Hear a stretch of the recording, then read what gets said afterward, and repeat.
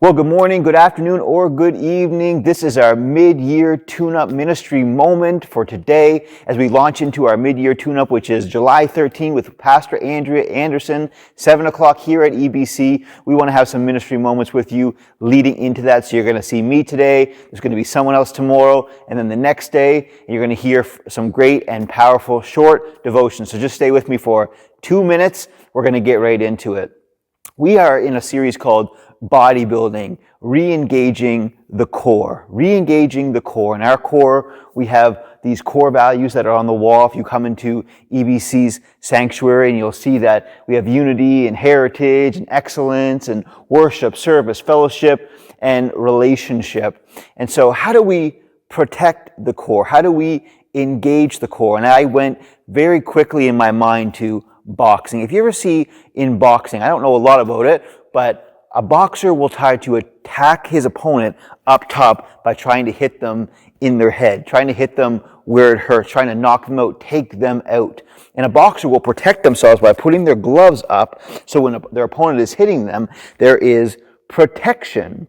They are protected. As a Christian, maybe you're thinking about the helmet of salvation, how we protect our mind with the helmet of salvation. And so the next thing the opponent will do is, if I can't get to their mind, I got to hit them in their midsection. I got to hit them in their core. And then they start throwing body shots. What they often will do is they will press forward and they will try to push their opponent back up against the ropes so there's nowhere for them to go. And then they just start laying into them with body shots. Why? After they hit the core and they hurt them with body shots, the hands come down and then they start hitting them up top. How do we battle against being attacked in our core? Well, in Paul, when he is speaking to the church in Corinthians, he encourages them that with all they're going through, and they're going through a lot of crazy stuff, here's what you need to do. He says, here is my final exhortation to you as he is concluding. 1 Corinthians 16:13, he says, now, I'm encouraging you to stand firm in the faith. Be strong and be brave.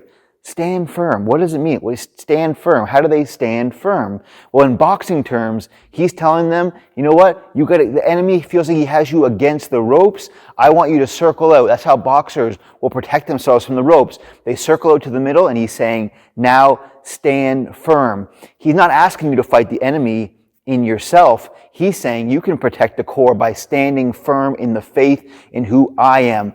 I'm going to fight your battle for you. So you protect that core by getting off the ropes, by standing firm in the faith and trusting that God has you in whatever situation you find yourself in, and then you are protected. And the Bible also says, I will build my church and the gates of hell will not prevail against it.